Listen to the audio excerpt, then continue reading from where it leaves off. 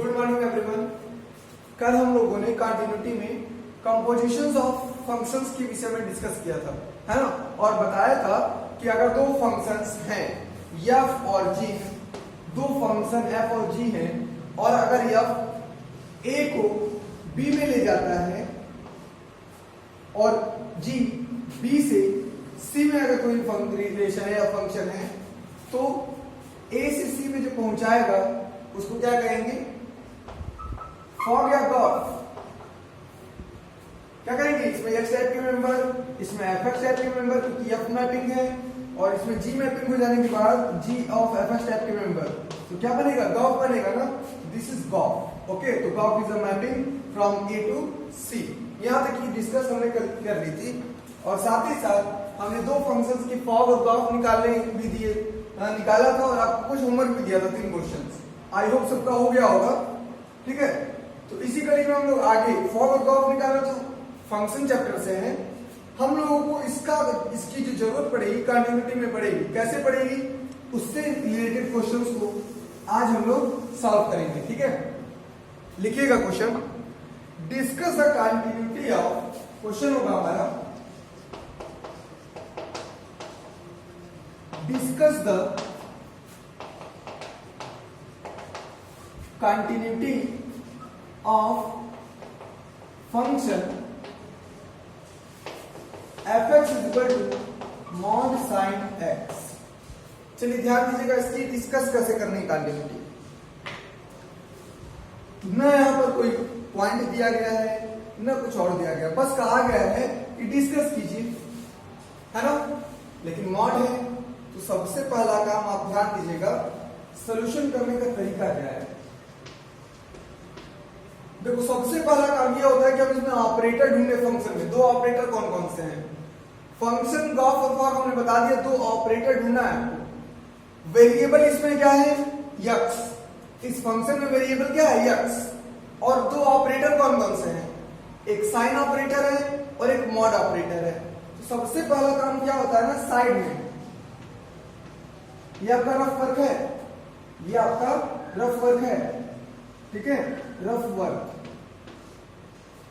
सबसे पहला काम ऑपरेटर, आप देखो कौन कौन से हैं। दो ऑपरेटर हैं। कौन कौन से? एक साइन है और एक मॉड है।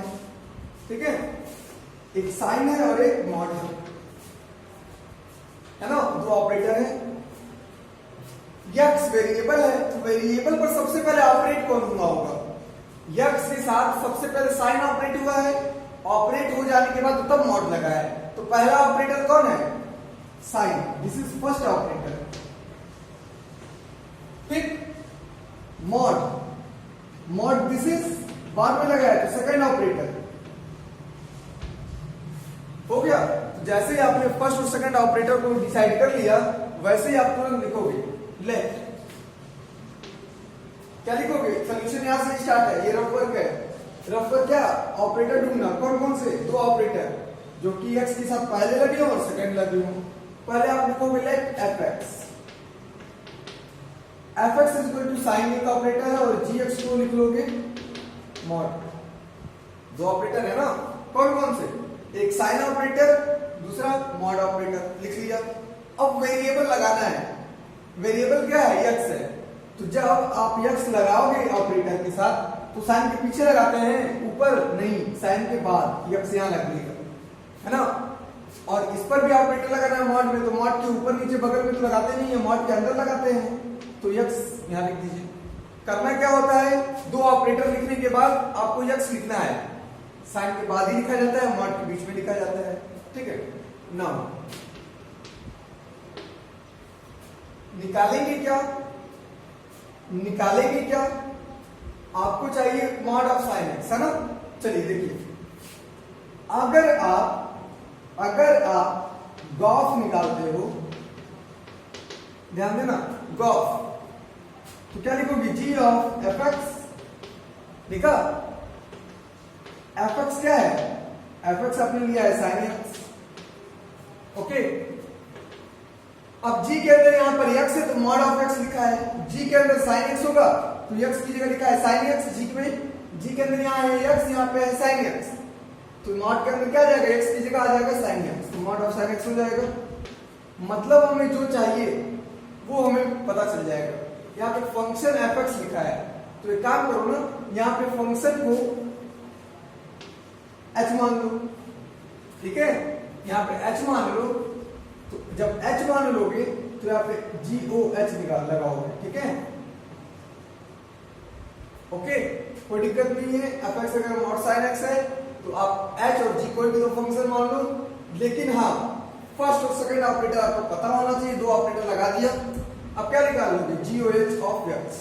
तो पहले hx फिर g ऑपरेट होगा, तो hx की वैल्यू sin x, और g के अंदर आ गया x था, यहाँ पे g के अंदर sin x, तो x को sin x से रिप्लेस कर दो तो आ जाएगा mod sin x।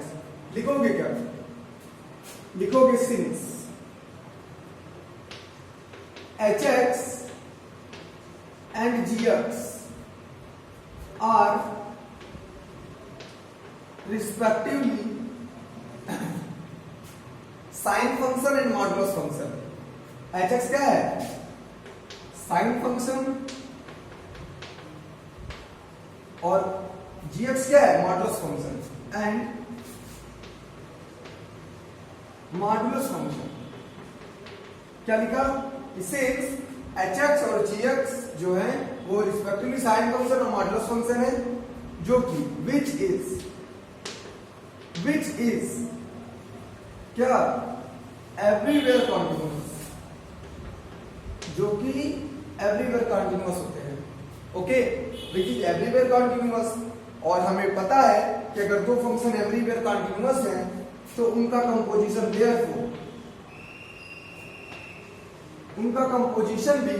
Therefore composition of two everywhere continuous function is also continuous. बताया था कल कि अगर दो फंक्शन अपने डोमेन में कॉन्टिन्यूअस हैं तो उनका जो होगा क्या, उनका कंपोजिशन भी उसी डोमेन में क्या होगा, कॉन्टिन्यूअस होगा। तो hx और gx रिस्पेक्टिवली जो है साइन और मॉडुलस फंक्शन थे, जो कि एवरीवेयर कॉन्टिन्यूअस फंक्शन होते हैं, मतलब दोनों का डोमेन रियल नंबर होता है, तो दोनों का कंपोजिशन भी रियल नंबर होगा, उसी डोमेन में कॉन्टिन्यूअस होगा, मतलब ये भी एवरीवेयर क्या हो जाएंगे, कॉन्टिन्यूअस हो जाएंगे। GOH is also everywhere continuous, और GOH क्या है, mod sin x है। This implies that mod sin x is everywhere continuous, okay, ये आपका आंसर होगा। जो होगा mod sin x क्या होगा, एवरीवेयर कंटिन्यूअस हो जाएगा, कभी भी यानी डिफाइन नहीं होगा, और इसकी ग्राफ में कभी भी कोई जंप नहीं आएगा, ठीक है। तो काम क्या होता है, सबसे पहला काम होता है ऑपरेटर निकालना। कौन कौन से ऑपरेटर, एक साइन ऑपरेटर, एक मॉडुलस ऑपरेटर, आईलेट ही होते हैं, सभी को पता है ऑपरेटर कौन कौन से होते हैं, कई बार हमने जिक्र किया है। I for inverse trigonometrical function, जैसे tan inverse x, sin inverse x, cos inverse x, sec inverse x etcetera. L for logarithmic function, log x, log x base 10, log x base e, log x base 5 and so on. Algebraic function मतलब polynomial, modulus, reciprocal, identity, ये सारे functions. Constant function भी आते हैं। T for trigonometrical function, sine, cosine, tan, cot वगैरह। E for exponential function, constant की power variable है ना, जैसे e to the power x, 2 to the power x, 5 to the power x, 8 to the power x etcetera. तो ये trigonometrical function था और ये अलजेब्राइक मॉडुलस फंक्शन था। दोनों फंक्शन क्या होते हैं, एवरीवेयर कॉन्टिन्यूअस होते हैं, आपने लिखा। और इसीलिए दोनों का एवरीवेयर कॉन्टिन्यूअस होने का मतलब दोनों रियल नंबर लाइन पे कॉन्टिन्यूअस है, दोनों का डोमेन रियल नंबर है। जब दोनों का कंपोजिशन क्या होगा तो वो भी उसी डोमेन मतलब रियल नंबर पे कॉन्टिन्यूअस हो जाएगा, मतलब एवरीवेयर कॉन्टिन्यूअस होगा। तो GOH क्या आया था, sin x आया था मॉड में, this is everywhere continuous, okay, note कर लीजिए।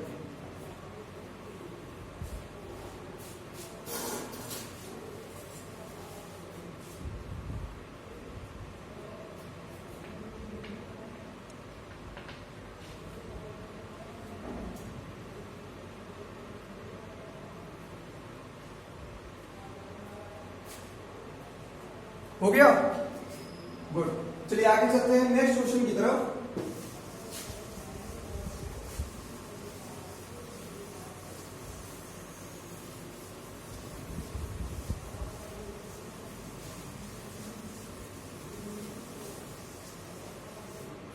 नेक्स्ट क्वेश्चन जो हमारा होगा उसको आप लिखेंगे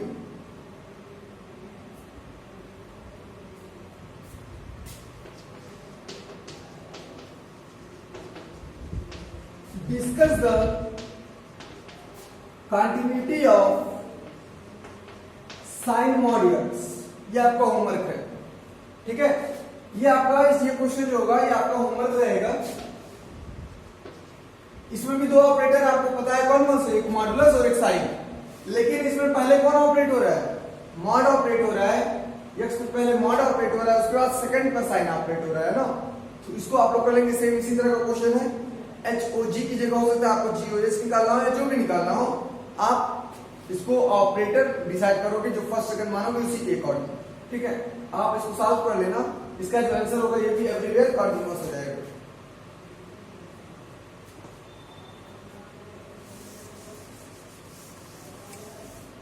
अगला क्वेश्चन होगा, नेक्स्ट क्वेश्चन,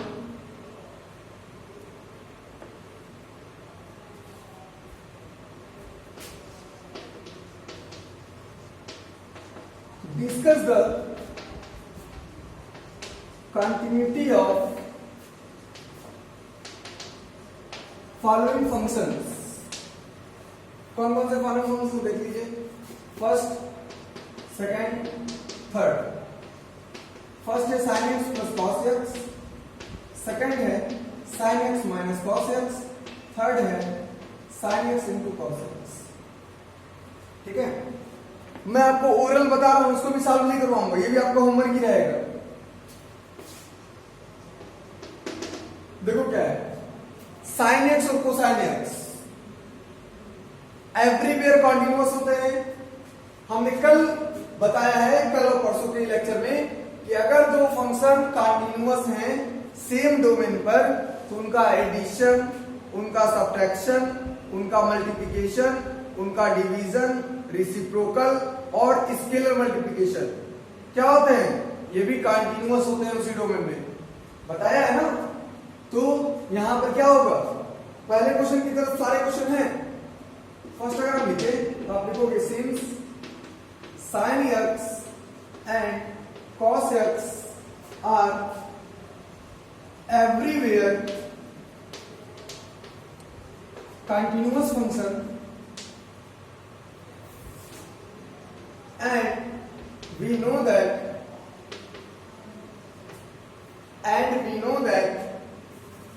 फर्स्ट लिखने की जरूरत नहीं, सारे इसी में हो जाएंगे। And we know that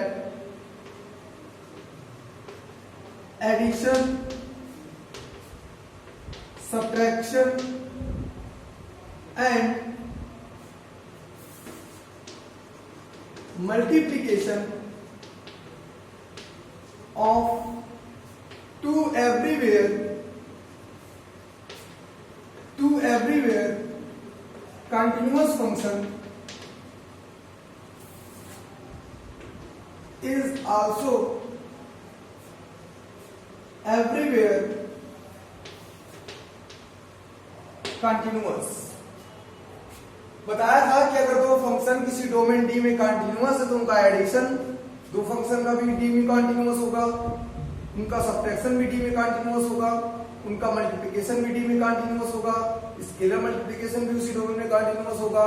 one upon reciprocal करोगे जब तो reciprocal of the function is continuous होगा एक्सेप्ट उस पॉइंट पर जहां पे यह जीरो ना हो, है ना। उसी प्रकार से डिवीजन भी कंटिन्यूअस होगा एक्सेप्ट उस पॉइंट को छोड़ करके जहां पर जो नीचे डिनोमिनेटर में जो फंक्शन है वो जीरो ना हो। तो यहाँ पे एडिशन, सब्ट्रैक्शन और सिंपल मल्टीप्लिकेशन की बात किया गया है। तो आपको पता है दो फंक्शन एवरीवेयर कंटिन्यूअस है, उनका एडिशन हो चाहे सब्ट्रैक्शन हो चाहे मल्टीप्लिकेशन हो, एवरीवेयर कंटिन्यूअस फंक्शन का वो भी क्या होगा, एवरीवेयर कंटिन्यूअस ही हो जाएगा। This therefore sin x plus cos x, sin x minus cos x and sin x into cos x all are everywhere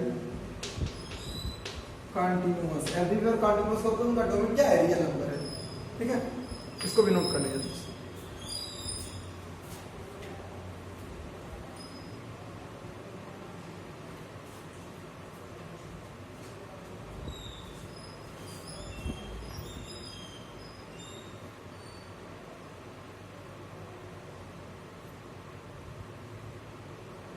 हो गया। चलिए नेक्स्ट क्वेश्चन की तरफ हम लोग आगे बढ़ते हैं। हमारा जो नेक्स्ट क्वेश्चन होगा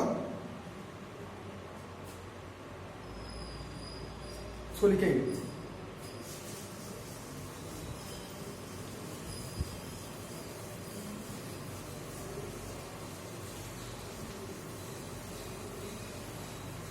चैप्टर एंड की तरफ है, 2 से 3 लेक्चर और होंगे कंटिन्यूटी के, जो हम लोग कॉम्पिटिशन लेवल तक जाएंगे। ठीक है, तो आप लोगों से ये उम्मीद है कि आप लोग क्वेश्चंस को सॉल्व कर रहे होंगे, क्योंकि कंटिन्यूटी अगर समझ में आ गई है तो डिफरेंशिएबिलिटी में बहुत ज्यादा समय नहीं लगने वाला है। हमारा जो नेक्स्ट क्वेश्चन होगा, ध्यान दीजिएगा, लिखा है given the function, most important question है फॉर 2021 के लिए। Given the function, given the function fx is equal to 1 upon x plus 2, 1 upon x plus 2. Find the point of discontinuity. Find the points of discontinuity. Find the points of discontinuity of the function कौन सा function f of x। ठीक है, composition है of 2 functions हैं, लेकिन इसमें एक function का खुद के साथ ही कंपोजिशन है। ओके, उससे बहुत ज्यादा मतलब नहीं है यहाँ पे, लेकिन क्या करना है हमें बताना है कि इस फंक्शन में ये जो फंक्शन दिया गया है इसमें कौन कौन से पॉइंट पर ये फंक्शन डिसकंटिन्यूअस हो जाएगा। ठीक है, सबसे पहली बात,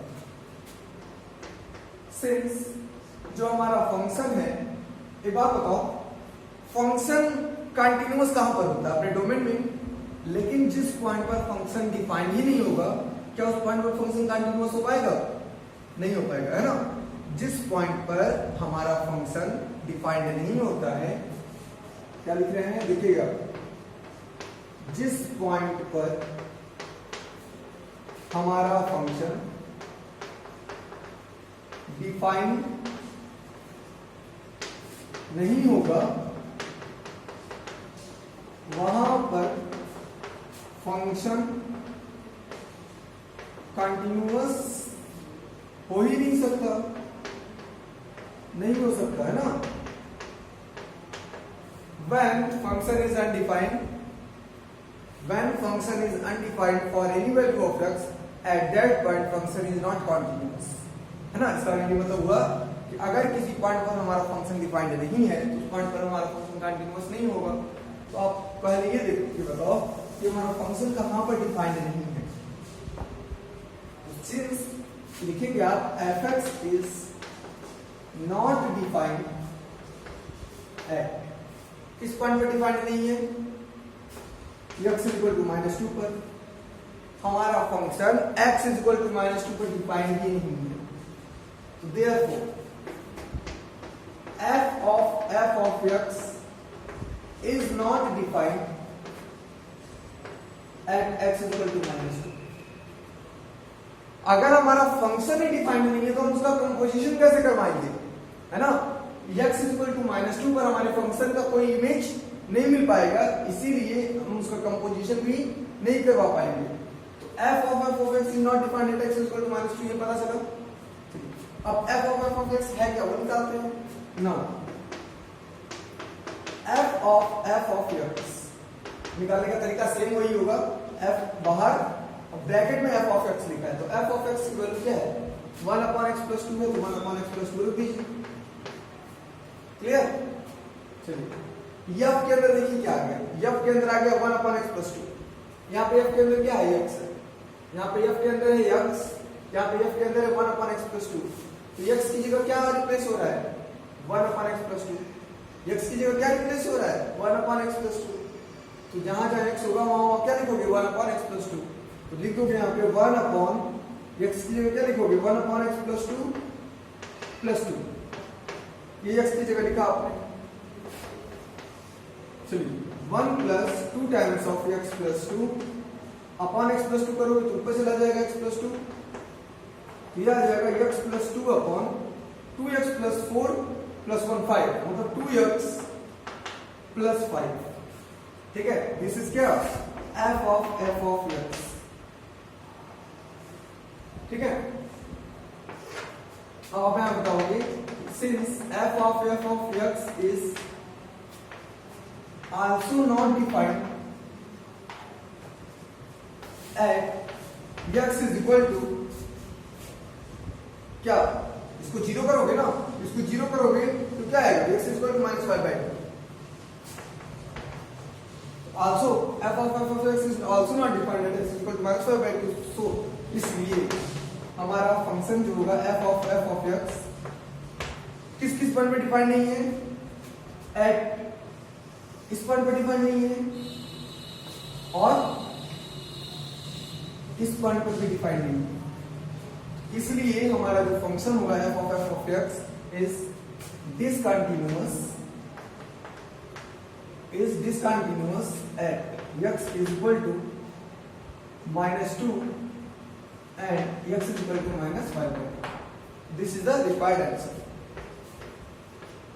Okay, note कर लीजिए। बहुत सिंपल सा तरीका था, हम लोग देख लेंगे कि फंक्शन डिफाइन कहाँ नहीं है, जहाँ पे नहीं होगा वहीं पर हमारा फंक्शन कंटिन्यूअस नहीं होगा। क्वेश्चन में था कि find the point of discontinuity, तो डिसकंटिन्यूटी पॉइंट कौन कौन सी है, -2 एट -5/2।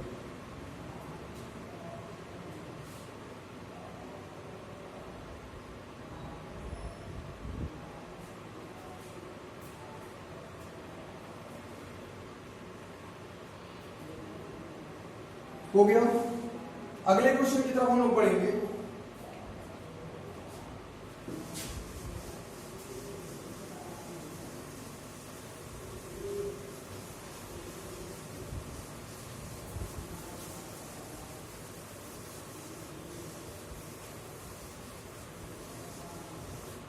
अगला क्वेश्चन जो हमारा होगा वो प्रूफ करना है, show that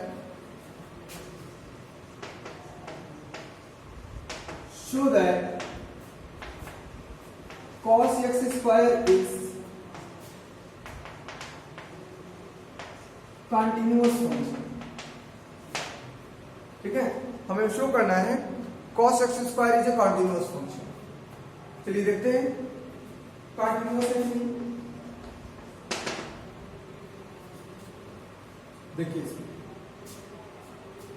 cos x square दो तरीके हैं सॉल्व करने। सिंपल सा आप बात कर सकते हो कि ये कौन सा फंक्शन है, कोसाइन फंक्शन है, cos के अंदर आ गया ना, cos के अंदर कुछ भी लिखा उससे मतलब नहीं है, cos आ गया, every cosine function is everywhere continuous, therefore cos x square is also everywhere continuous. ठीक है, ऐसे लिख सकते हो या फिर फॉर और गॉफ लगा के लिख सकते हो, तो आप जैसे लिखना चाहो। ठीक है, अगर फॉर और गॉफ लगा के लिखना चाहते हो तो सबसे पहला काम आप लिख लो, late fx is equal to x square and gx is equal to cos x। दो ऑपरेटर यूज हो रहे थे ना, कौन कौन से दो ऑपरेटर यूज हो रहे थे, कौन कौन से, एक स्क्वायर ऑपरेटर x पे स्क्वायर लगाया, ठीक है, स्क्वायर ऑपरेटर, और दूसरा क्रॉस ऑपरेटर। तो स्क्वायर लगा है ना, तो स्क्वायर ऊपर तो लगेगा नहीं, किसी वेरिएबल के ऊपर लगता है ना, और कॉस कहाँ लगता है, किसी वेरिएबल के पीछे लगता है। तो ये दो ऑपरेटर यूज हो रहे थे, तो ये आपने दो ऑपरेटर लिख दिया। ओके, अब दो ऑपरेटर लिखने के बाद आप लिखोगे नाउ g ऑफ fx। कुछ बच्चे ये सोच रहे होंगे कि सर g ओ f लिखे या f ओ g लिखे, है ना। तो देखो हम आपको बताते हैं ये बहुत ज्यादा मैटर नहीं करता है, ये आप पर डिपेंड करता है कि आप f किसको मानते हो, g किसको मानते हो। तो f किसको मानते हो, g किसको मानते हो, यहाँ पर निर्भर करता है। अगर मैं f cos x को मान लेता, g x स्क्वायर को मान लेता, तो गॉफ की जगह फॉग लिखना पड़ता। तो ऐसा कोई इशू नहीं है, आप दोनों कोई किसी को भी कुछ मान लो, उसके बाद फॉग और गॉफ दोनों निकाल लो। ज्यादा से ज्यादा गलतियां कितनी बार होंगी, एक बार होंगी ना। अब हो सकता है आपको गॉफ निकालना रहा हो, आप पहले फॉग निकाले हो तो नहीं आया होगा ये, लेकिन अगर दूसरी बार करोगे तो आ जाएगा। तो ज्यादा से ज्यादा गलतियां जो होंगी एक बार होंगी, और धीरे धीरे जब आप 2-3 बार करोगे तो ये गलतियां सॉर्ट आउट होने लगेंगी।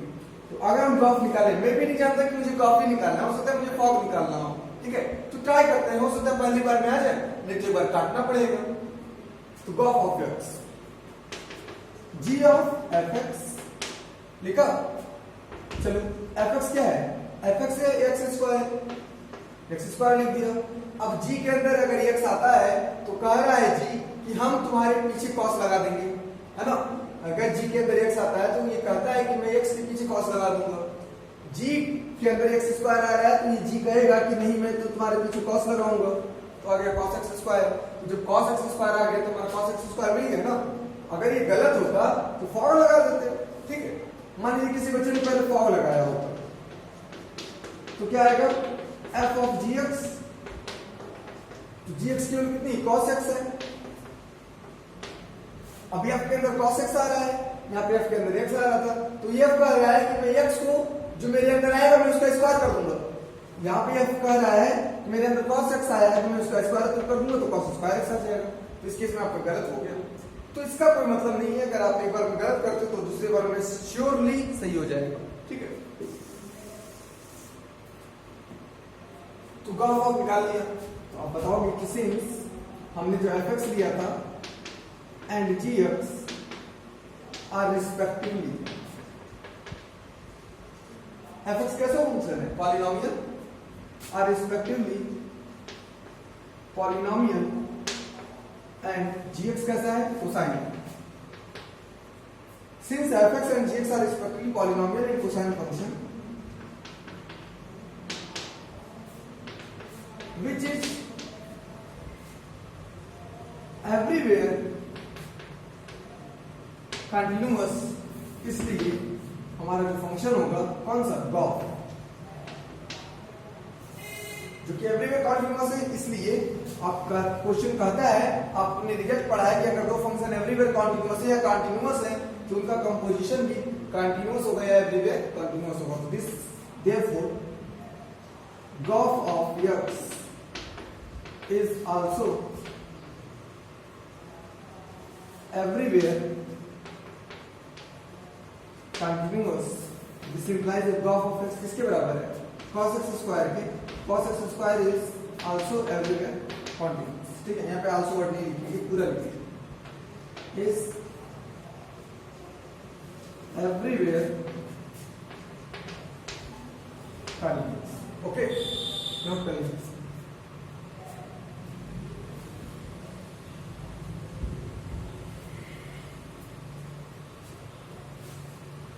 हो गया नो। तो इस तरह से आपने देखा कि कंपोजिशंस ऑफ फंक्शंस के विषय में आज हम लोगों ने डिस्कस किया था, और जो क्वेश्चंस हमने बताए हैं इस क्वेश्चंस में से अगर आना होगा तो एक क्वेश्चन आएगा, ठीक है। तो अच्छे से इसको पढ़ लीजिए, कहीं कोई डाउट होगा तो पूछ भी लीजिए। साथ ही साथ कल जो है हम लोग पढ़ेंगे कंपटीशन लेवल का ग्रेटेस्ट इंटीजर फंक्शन। एक बहुत प्यारा सा क्वेश्चन है बोर्ड का, ग्रेटेस्ट इंटीजर फंक्शन। तो कल हम लोग जो पढ़ेंगे greatest integer function, list integer function, fractional part of the function की कंटिन्यूटी की डिस्कशन करेंगे, ठीक है। धन्यवाद।